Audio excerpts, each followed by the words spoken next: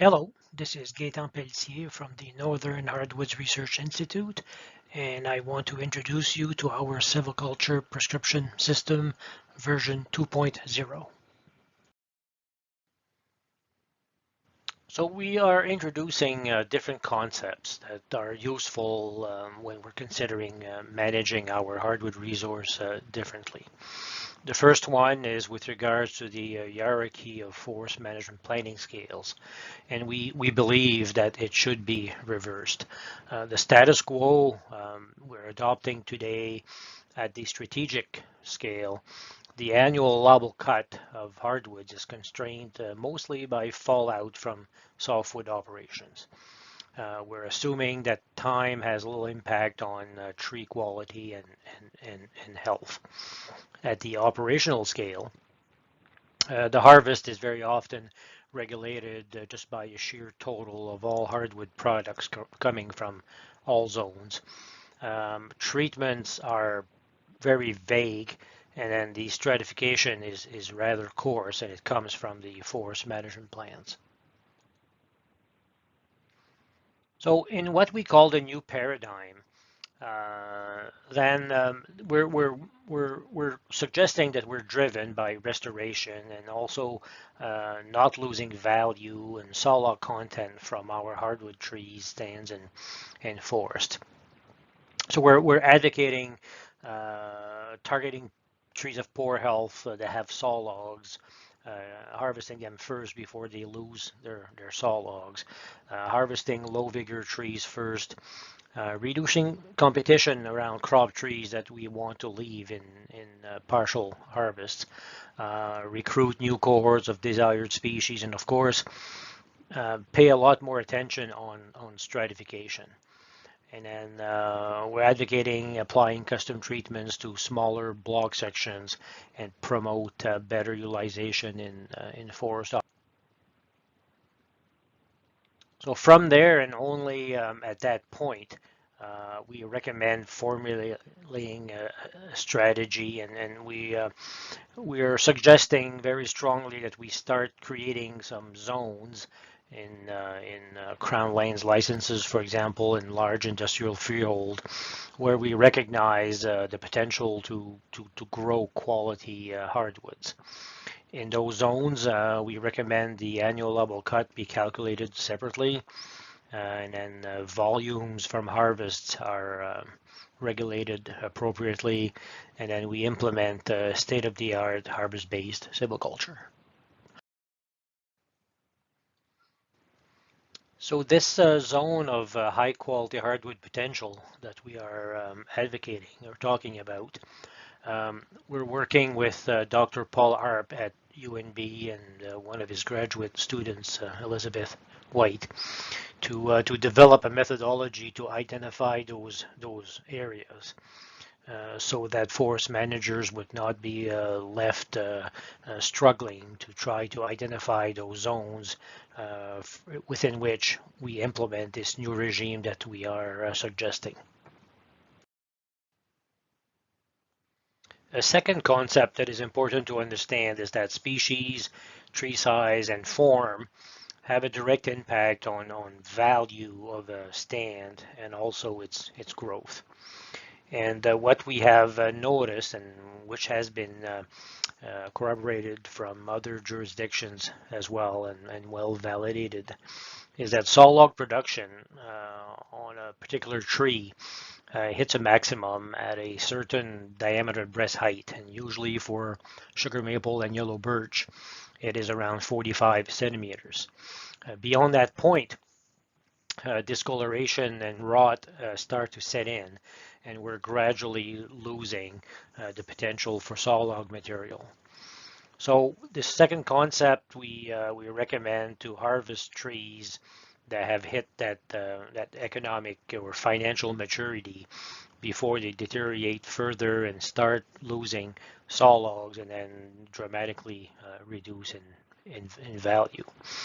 Unfortunately, this is counterintuitive for harvester operators, where human nature will make them harvest a smaller tree that is easier to process rather than go after a big wolf tree that is difficult to process. Our third concept is that competition greatly impacts stand and tree growth. This again has been demonstrated by Northern Hardwoods Research Institute, but it's very common in the range of tolerant hardwoods in North America. So in essence, single tree growth is largely dependent on its diameter, and it is moderated by the growing space around it. In partial harvest, release is more effective on small, medium-sized trees than it is on larger trees, which reduce growth.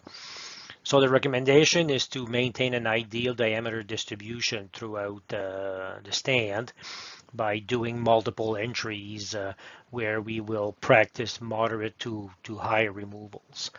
So this will encourage growth, more growth on trees that has the highest potential. Another concept is that interactions between species, tree size, and growing space impact individual tree growth rate. In this example here, we have a pattern of individual tree growth rate impacted by the tree's DBH. As mentioned before, as a tree gets past a certain size, its growth rate will diminish. So this is the pattern for a tree within a very tight environment of 30 square meters per hectare. This pattern is for a tree of different diameters under an environment that is not so crowded, so 15 square meters per hectare. And finally, this is a pattern for sugar maple growth rate by diameter when they are open growth. The same patterns exist in the same ranking for yellow birch, but yellow birch always has higher growth rate than sugar maple. So the take-home message here is that single tree growth is dependent on DBH and species. Growing space moderates growth further. Release of a tree will give better results, better growth rates on small and medium-sized trees. And the target is to maintain an ideal diameter distribution for the stand through multiple entries. Again, trying to harvest trees of larger size which don't have the same growth rate. Also, growth rate is impacted by a tree's vigor. This example again, sugar maple of good health, pattern across different diameters. When health is just average, the growth rates across all diameter ranges are less. And finally, sugar maple of low growth rate will grow a lot less than any other situation. For yellow birch, the patterns are exactly the same. Again, yellow birch has a higher growth rate than sugar maple. So with this concept, it is recommended that we maintain an ideal diameter distribution through multiple entries and to always harvest trees with less vigor that are more at risk because they don't have quite a high growth rate as trees that are vigorous. So far, we've seen that growth rate is impacted by species. It is impacted by diameter of the tree, also its health status, its vigor, and competition around that tree. So a silviculturist can manipulate those parameters and make sure stands are obtaining ideal growth rate throughout their life cycle. Now we're looking at recruiting regeneration. So for tolerant hardwood stands that do contain American beech, we see a pattern based on the intensity of the harvesting. Beech will regenerate well at low at low harvest intensities. If we open up, beech regeneration will not do as well. Sugar maple has kind of a paraboloid response where at low removals, sugar maple will not regenerate very well and generate saplings. But at medium intensities, sugar maple will actually regenerate better than most other species. Yellow birch has a very specific pattern. If you want to recruit yellow birch and obtain saplings in your stand, you need to create big openings, so high harvesting intensities. And red maple does not seem to have a particular pattern. It does equally well under different types of harvesting intensity. So if we're practicing even age management, even age silviculture, where we do remove a very high proportion of the stand, so very high harvest intensities. We will promote yellow birch. We'll do okay with sugar maple, discourage American beech, and red maple is relatively not impacted. On the other end of a scale, if we practice uneven age silviculture, where we do have smaller harvesting intensity, then we will promote beech. It's going to be a little bit good for sugar maple, but even better for beech, and yellow birch, of course, will not do well.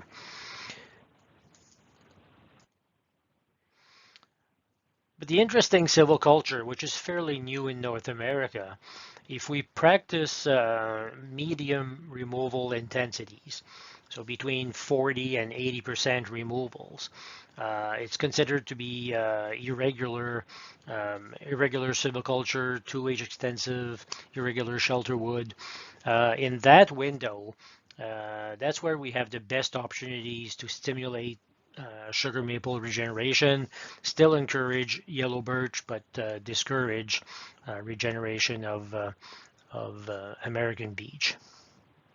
So if we are interested at minimizing beech, we have to practice silviculture that creates enough openings to encourage sugar maple and yellow birch and discourage beech. The last concept is with regards to how even is the distribution of trees after treatment. And what we know is that at some point, if the crop trees that are left are too much in clumps and their crowns are not evenly released, the impact of the treatment is kind of canceled. And at some point, if we have a very, very patchy treatment, the effect is negligible and not better than doing nothing. So it is highly recommended that when we practice partial harvesting as part of a silviculture regime, that we try to release trees evenly and avoid patchiness and leaving clumps of trees. It is important to know, however, that despite having implemented an ideal treatment part of the silviculture regime, if we don't pay attention to operational details like the selection of a harvesting system and the season within which we do the treatment, we can greatly impact the outcomes of our regime. So far, we covered some basic principles behind the conception of our silviculture prescription system. Now let's get into the details of our system. First of all, it is built exclusively for managing hardwood and mixed wood stands for value and financial returns through the production of timber. We do not focus on other values such as habitat and biodiversity, ecosystem services, and non-timber products. Not that they are not important, but just to keep a tight focus, we choose not to get into those. Our silviculture promotes the production of value through the maintenance and enhancement of key species like sugar maple, yellow birch, and red oak, and to increase proportion of high-grade forest products like veneer logs and saw logs. The SPS applies only to stands that contain at least 30% hardwoods, and our recommendations are based on a sound silviculture foundation, but not through optimization of many objectives.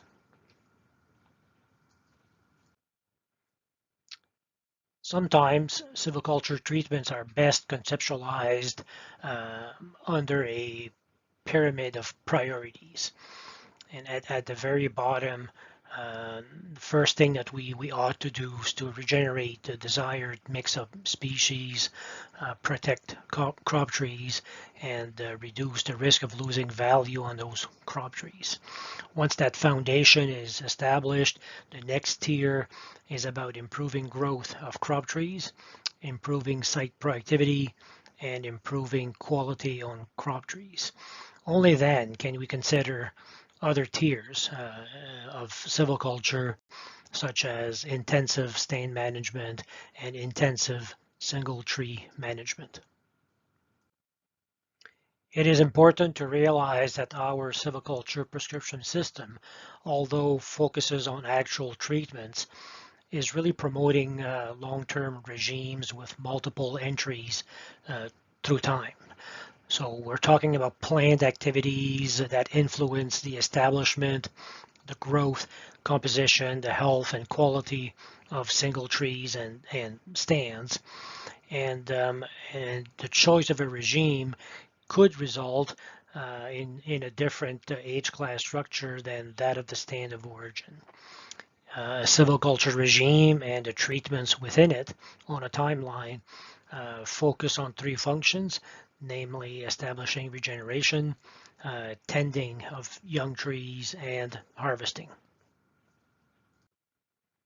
This concept of silviculture regimes with treatments on a timeline is illustrated here in the case of our continuous cover 2-age irregular shelter wood system, where not only do we do a treatment at time 0, but there are scheduled re-entries on a horizon that can differ in terms of the intensity of the removal and the selection, the pecking order at each treatment. This concept of a silviculture regime is well illustrated here, again with the example of our continuous cover 2-age irregular shelter wood, where typically the first entry in degraded stands, we will tend to remove much more volume initially than we will at subsequent re-entries, in this case scheduled on a 30-year horizon. For the silviculture and management of hardwoods, the notion of quality is extremely important, and it is embedded into the selection of a silviculture regime, but also it helps dictate which trees will be removed in a number of entries. The Northern Hardwoods Research Institute has built a classification system that's rather simple. It looks at factors such as species, form or crown ideotype, as well as tree vigor expressed as risk of losing vigor. Ultimately, once we characterize trees under this system, we can eventually end up with a classification of acceptable growing stock or unacceptable growing stock. Our classification system consists of determination keys for the two main factors, form and risk. There is substantial documentation on it, and it is crucial that we classify trees in order to make silvicultural decisions within our SPS. We first go about classifying trees for their forms. or idiotype, crown idiotype types. There's about 8 classes in our system. Then we go and we evaluate the risk of losing vigor. We have 4 classes of risk, going from very high vigor down to very low vigor. And again, we have treatment or determination trees to help assess that parameter. Once we have graded a tree for risk and form, we have lookup tables by species where, given combinations of risk and form, we can determine if the tree is actually an acceptable growing stock or an unacceptable growing stock. Notice that the species substantially moderate the assessment, where for key species like sugar maple, yellow birch, and red oak, there will be more tolerance given before we downgrade a tree to unacceptable growing stock. So let's illustrate our tree classification system by going through some examples. So let's start by classifying this tree for its form. Notice that there's a big fork at a height of less than 1.4 meters. Very important to note, when we're evaluating form according to our classification system, we are concentrating at 5 meters and below on the tree. So first question is to see if there's a single main stem below 5 meters. In this case, the answer is no. The next question is, does a tree fork between 0.3 meters and 1.3 meters of height? And we answer yes.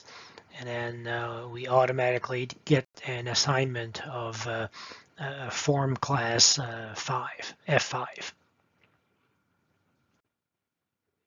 For the determination of form, again, on the first 5 meters of a tree, there are a few features that we have to watch for. One of them is a curving stem, and even more a curving stem on more than 2 axes. And also another feature would be if there's a lean to the tree, and the threshold is about 15 degrees. Determining the form class of a tree is rather straightforward. We find that people that are first introduced to our classification system have no big challenges determining the right form class. It's about the geometry of a tree in the first 5 meters of its stem. Determining risk of losing vigor is a bit more subjective, and we find there that people need to get used to the assessment a bit more. So let's look at this tree here, and we will focus on the top part of that tree. We're asking the first question: is there a presence of fruiting bodies, large holes, open wounds, or open splits on the main stem? In this case, yes, we can see in the upper part of a tree that we have those features. Then we ask the next question: are there significant forks, healed splits, animal damage, mechanical damage, small holes, or healed wounds? In this case, we would answer no.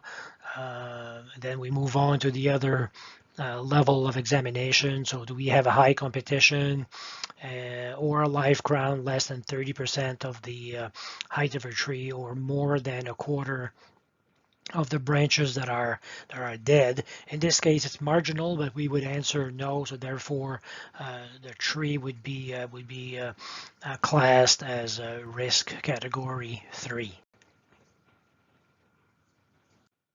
So for the determination of risk or vigor, we're looking for physical damage on a tree, competition, signs of pathogen, and diseases.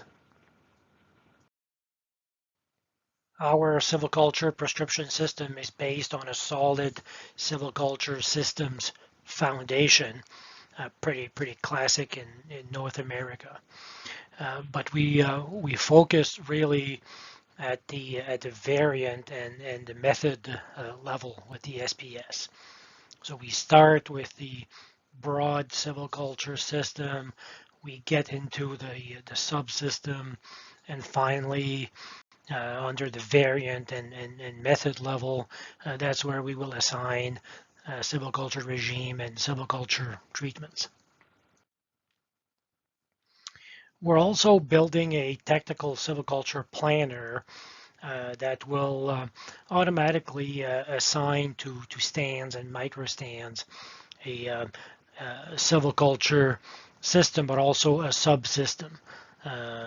But this is a bit broader and we'll focus now on our SPS at the variant and the method level. So here is a high-level view of within the silviculture prescription system, in which type of stands we would recommend specific silviculture systems. So the even age system, its purpose really is to create a new stand at once with all trees within a fifth of a rotation, so about 20 years. So this is a stand replacement silviculture system. It relies on the prompt establishment and the survival of the species of interest. We cannot rely on natural or on artificial regeneration in the case of hardwoods. And then we apply this system where the characteristics of the existing stand are not meeting expectations. At the other end of the spectrum, we have the uneven aged or the multi-age silviculture system, where the purpose is to maintain at all time at least 3 age classes and maintain continuous cover for a very long horizon. The re-entries, the multiple re-entries are aimed at fulfilling the 3 main silviculture objectives. We try to cycle one stratum into the next over time, so the sapling into the pole size and into the bigger tree sizes eventually. And we apply this regime in stands where we're pretty happy with composition and the quality. The quality is according to our standards, and it's very well suited in the case of shade-tolerant species. In the middle is what we call the 2-age extensive, but it's also called elsewhere the irregular silviculture system. And the purpose is to start at least 2 cohorts and maintain them with treatments that aim establishing regeneration and tending smaller tree sizes. And the re-entries, contrary to the even-aged system, which typically the re-entries are timed at about 15 to 25 years intervals.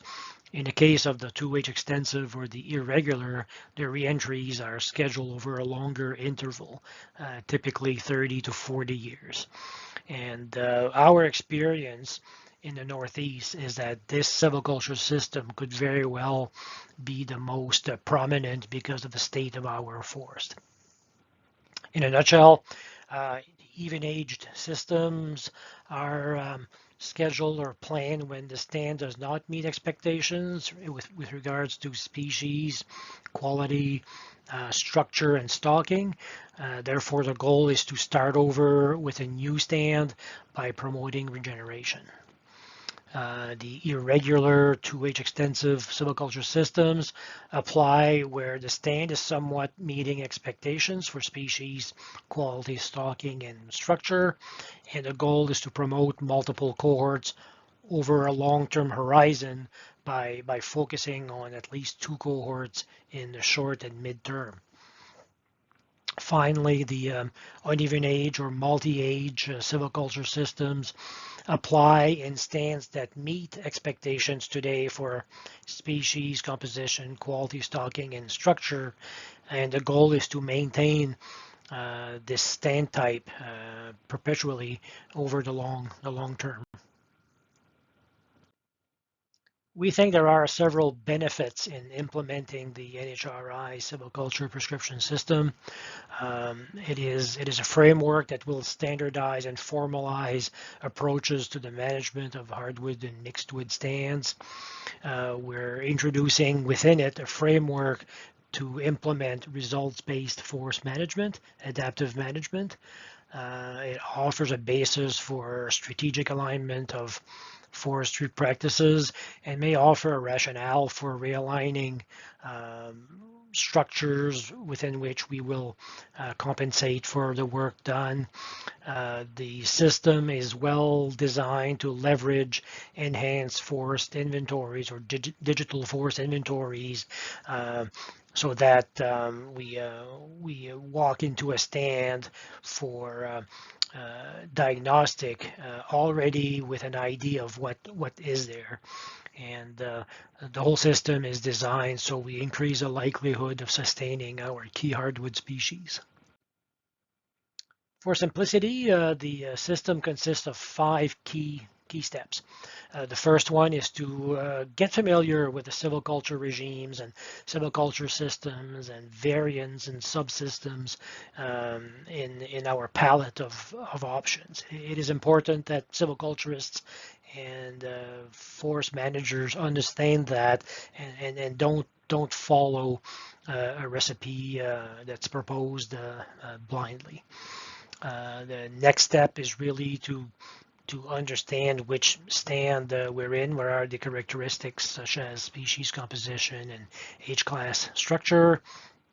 Third step in the SPS is to actually run the treatment determination keys to eventually get to a recommended prescription and silviculture regime. Fourth step is to provide instructions for supervisors, contractors, and operators how to implement and conduct this treatment that is part of a regime and a system. And then the last step is to really set the stage for evaluating quality of the work and then performance management, but also setting the stage for adaptive management so we can learn and adjust in the future. We already discussed and introduced the hierarchy of silviculture systems and subsystems and variants and methods and eventually treatments that we are considering in our SPS. It's very straightforward, and it's boiled down to ultimately a condensed selection of few alternatives that are suitable for our region. In the documentation, we really cover all the essentials. We talk about stand eligibility for a given regime. What are the objectives? We describe this regime and go right down to the variant and the method. A very important piece here is we describe the desired outcomes immediately after the treatment is conducted, but also midterm and long term. We talk about key success factors for proper implementation, but also to obtain the desired results. We then talk about operational considerations, how to get started and get it going, and then instructions for implementation of the treatment and the regime. And we also have schematics to illustrate a little bit in time on a timeline the schedule of those treatments for the whole regime. Then, once we understand the alternatives that we have for silviculture systems, subsystems, and variants and methods, where they apply and when and how to use them, we actually start running the actual SPS. And the second step consists of identifying the broad forest type that we're in so that we can identify which decision tree to use to fine-tune to the stand type which regimes and treatments to consider. We really encourage for the second step to acquire high quality forest inventory data, and there's no replacement for field data, so that we can produce a dashboard of conditions, and really to help us diagnose the proper silviculture for that particular stand. At the Northern Hardwoods Research Institute, we have devised a very elaborate timber cruising process and program that collects valuable data and essential data to make a diagnostic and to run the silviculture prescription system. And of course, the focus is on the evaluation of tree quality, tree vigor, tree health, but also species and the presence or absence of advanced regeneration. For the third step, we get down to another level of sophistication and detail. In the previous step, we identified which determination tree or key to use, and there's only 4 that we use in our system. We have a tree for single cohort, regular or stratified mixtures of tolerant hardwoods. We have a decision tree for multi-cohort, uneven aged mixtures of tolerant hardwoods. We have one for 2-age irregular hardwood stands, and then finally we have a miscellaneous for mixed and very complex hardwood stands. We have an example of one of those decision trees or keys. This one is for a complex mixed and hardwood stands. There's a few commonalities between those 4 decision trees that we have in the SPS. We typically have what we call a beach loop.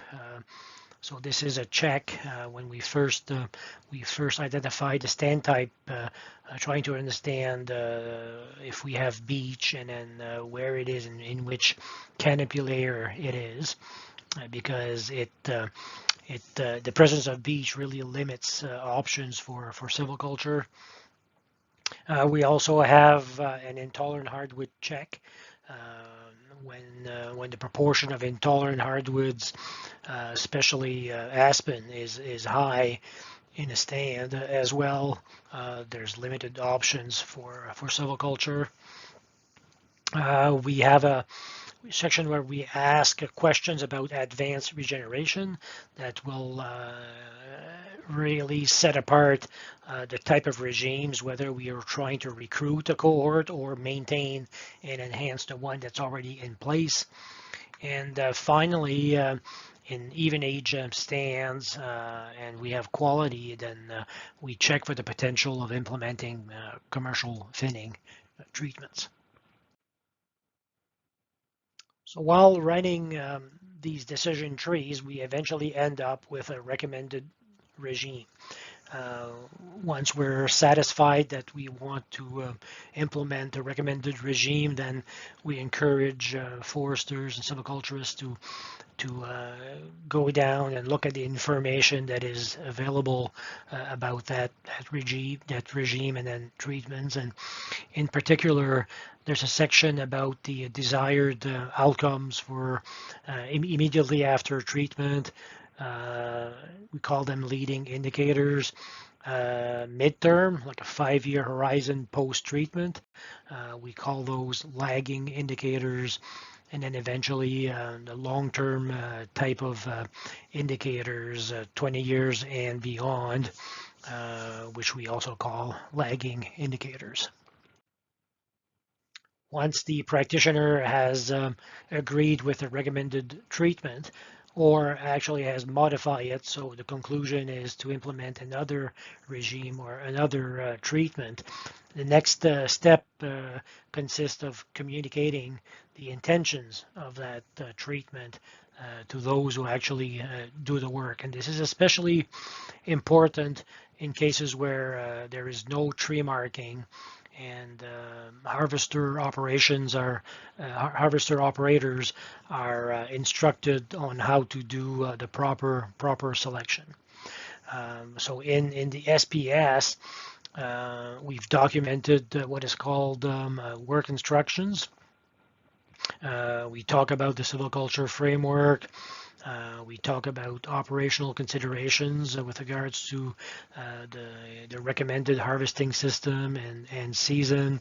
And then we talk about how to implement that treatment. And then there is a implementation sequence that is very important. We talk about first establishing the trail network, and then between the trails, looking at what residual basal area or density to maintain. And then the next sequence is to attain this residual target basal area. What are the cut priorities and the picking order? And we also talk about additional factors. The fifth step consists of monitoring, so looking for quality and implementation. And we have produced what is called implementation checklist. So you can actually go and do an audit to see if the operation meets the desired outcomes. We highly recommend that rather than just using it as a after-the-fact audit tool, we use the checklist to communicate with the contractor and the operators before the treatment is started. Again, it's an exercise in communicating the intentions of the treatment.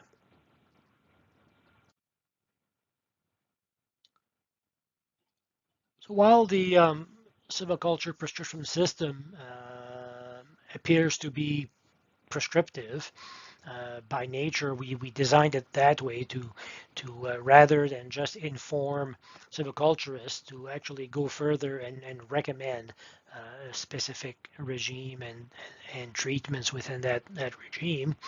We highly encourage that forest landowners implement adaptive management so that the silviculture prescription system or any other diagnostic and recommendation system can improve over time. So we recommend this adaptive management framework where first we assess the problem, we design the solution, and that's what the SPS does. The solution is implemented. That's where the implementation checklists come in play. And then we monitor for immediate, midterm, and long-term outcomes. And we evaluate effectiveness of our framework for decision making for silviculture operations, and we adjust to improve as needed, and then we redo the cycle. At first, the SPS may seem intimidating. So what we'd like to do here is to go through some sample stands and run the SPS to illustrate how it's meant to be applied. Our first sample stand is quite particular. Notably, we see a lot of American beech, and it's present in almost all the diameter classes. Beech is depicted in red in this histogram, and we see a lot of pole-size trees in beech.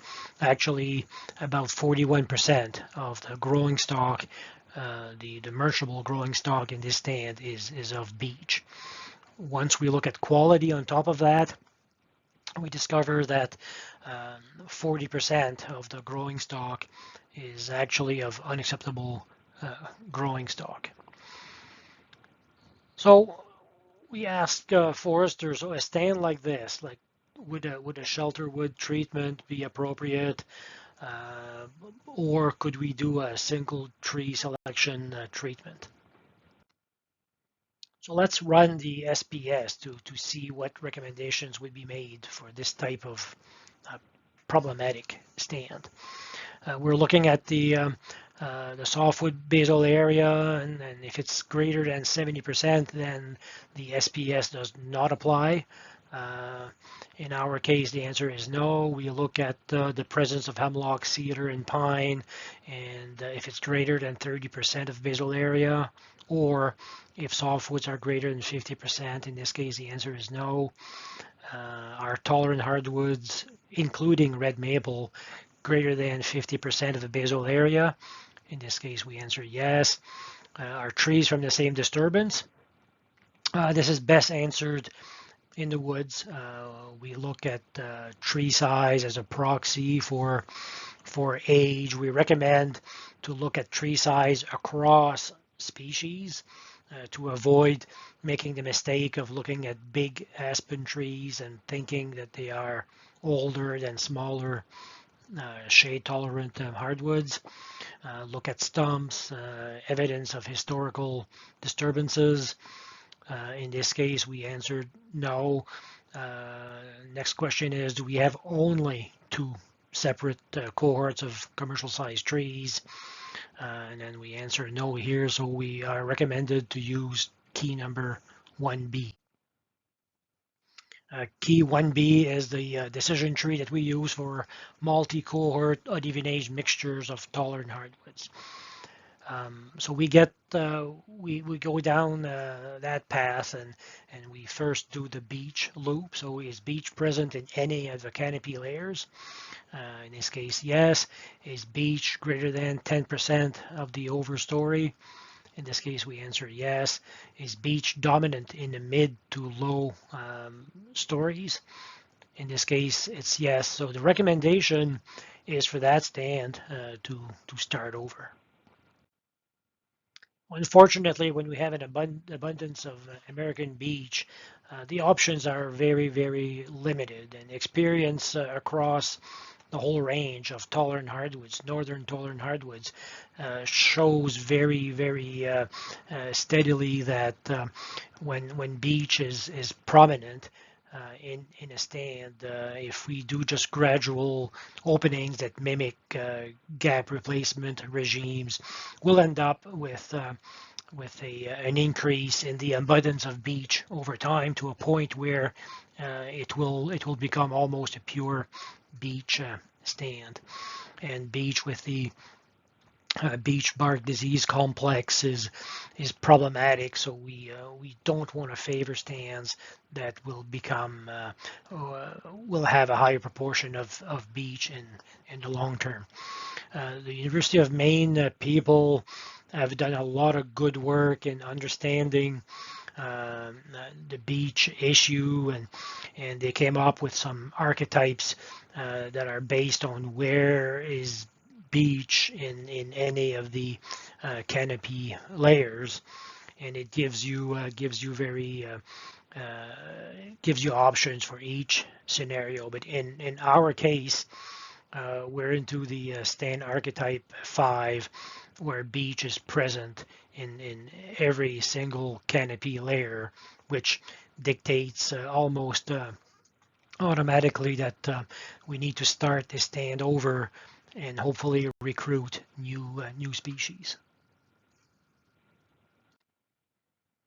So in our case, using the framework developed at the University of Maine, our stand is in this category where beech is in every single canopy layer, and the recommendation is a complete start over with a somewhat radical treatment that will reduce beech. The recommendation is to operate during the growing season, so that the sprouting is somewhat curtailed on beech trees. And going back to our options, in this case, with the stand with beech in every single canopy layer, the recommendations are to implement some type of even age system or regime, and there are several options there, but all of them will will have the objective of having a brand new cohort of trees within 20 years. Examples of the regimes that could be implemented under the even-aged system are the progressive strip clear cut, the retention seed tree cut, or the uniform shelterwood system. So let's look at another stand, which is somewhat different from the detailed and intensive inventory. This stand has a high basal area, a lot of stems per hectare, quarterly mean diameter of 23 centimeters, but a nice mixture of different species across a range of diameters. And if we believe that tree size diameter is a proxy for age class, in this case we're really into a situation of multiple ages, certainly more than 3 ages.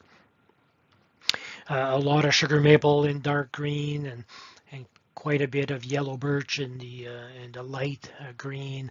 About 62% of the inventory in sugar maple and 19% in yellow birch.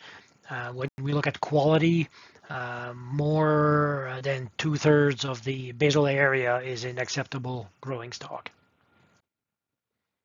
So this stand is very well stocked, very lush, multiple cohorts, multiple age classes, and an abundance also of already established regeneration. So back to running the SPS. Softwoods is less than 70% of the basal area. We have no hemlock, cedar, or pine to speak of. Tolerant hardwoods, including red maple, greater than 50% of basal area. Are trees from the same disturbance? It appears that no. There are several cohorts there. Are there only 2 separate cohorts? The diameter distribution showed clearly that there has to be more than 2 cohorts in there. So we would again use the same treatment key, so key number 1B. So the decision tree is the same as the previous example, the stand with much beech, but the outcome will be no doubt different. Is beech present in any of the canopy layers? In this case, no, the inventory did not show any beech. We left the threshold subjective there, so when we see beech present in any canopy layer, every forest landowner can decide what the threshold is before you answer yes, it is present. Is basal area of mergeable trees, again, always greater than 10 centimeters? Is it greater than 24 square meters per hectare? Yes, it was 32 actually. Is the proportion of acceptable growing stock greater than 60% of the basal area? In this case, yes, there was about 2/3, and the recommended regime is a single tree with group selection. So we have to say that this regime is fairly uncommon now. In the past few decades, there was a over prescription of this regime. We tried to do single tree selection or group selection almost everywhere where we had a high basal area and a good component of sugar maple and tolerant hardwoods. In fact, it was discovered that this treatment was largely overprescribed, and the outcomes didn't turn out as they were meant to be. So we find here in New Brunswick that this regime really is recommended in less than 10% of the tolerant hardwood stands. And once the silviculturist agrees with the recommended regime, then you can go down to the implementation recommendations, and this is where we find all the key information that are very valuable to pass on to operation teams. We still talk about the objectives and where this variant fits within a subsystem and the actual silviculture system. So single tree selection with group is a selection subsystem of the uneven aged silviculture system. The goals are to regulate basal area over time, maintain the minimum diameter at breast height, and maintain a minimum amount of basal area. And you do this through subsequent re-entries on a fairly short time interval. We recommend implementing this treatment with any harvesting system. Actually, recommended to do it in the fall and winter outside of a growing season to prevent damage to crop trees. The recommended trail network is 5-meter wide trails every 20 meters center to center. So this gives us a trail ratio of 20%. Recommended residual basal area in the leaf strips between trails between 17 and 18 square meters per hectare. There's a cut priority and then some cutting instructions on how to get down from 32 square meters per hectare, in this case, down to 17 or 18. At NHRI, we really, because of the principles that we highlighted at the beginning of this presentation, we really recommend getting away from prescribing percent removals to recommending desired residual basal areas.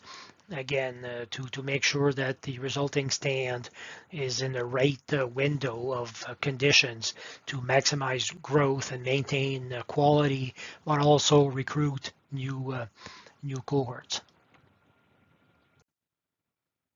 So let's do another stand. This one is again different. Basal area of 26 square meters per hectare. Diameter distribution is interesting, but it's not regular. So it is not typical of your inverted J curve. A lot of sugar maple in this stand, about 62%. Some beech in the 22 centimeter diameter class. Overall, quite good quality. The acceptable growing stock is representing 74% of the total basal area, so not a bad stand to consider. So unfortunately, if we look at diameter distribution as a proxy for H-class distribution, we notice that the actual is quite truncated, not quite as smooth as the theoretical inverted J-curve distribution that would be more desirable. So with this stand, let's see what the silviculture prescription system recommends that we do as far as a regime. So basal area of softwoods is not greater than 70%. Hemlock, cedar, and pine not greater than 30%. Tolerant hardwoods, including red maple, greater than 50% of the basal area, yes. Are trees from the same disturbance? In this case, we answer no, because we see evidence from the diameter distribution that there has to be more than 2 cohorts in there. So we answer yes, and again, we're recommended that we go back to key number 1B. So running the inventory information and using the decision tree, is beech present in any of the canopy layers? In this case, we say yes in the 22 centimeter diameter class. Is it greater than 10% of the overstory? The answer is no. Is beech dominant in the mid to low canopy layers? We answer no. Basal area greater than 24 square meters per hectare? The answer is yes. Is acceptable growing stock greater than 60% of the emergeable basal area. We answer yes, and again, in this case, although the treatment, the inventory looks different, the recommendation is to implement a single tree selection with groups.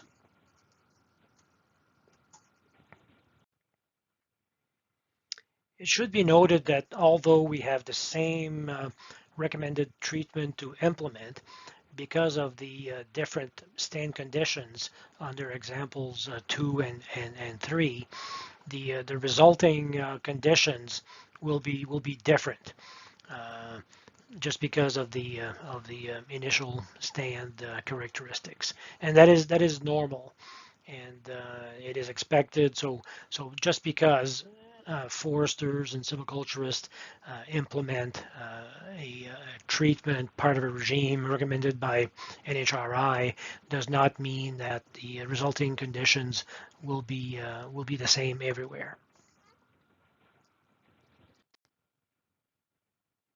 So this concludes our short introduction to the Northern Hardwoods Research Institute Silviculture Prescription System, and we hope that you became curious and you have an appetite to go out and try it.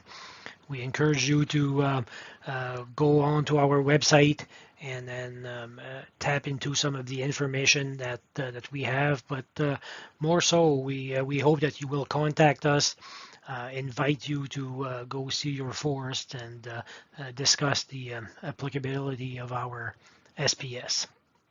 Thank you.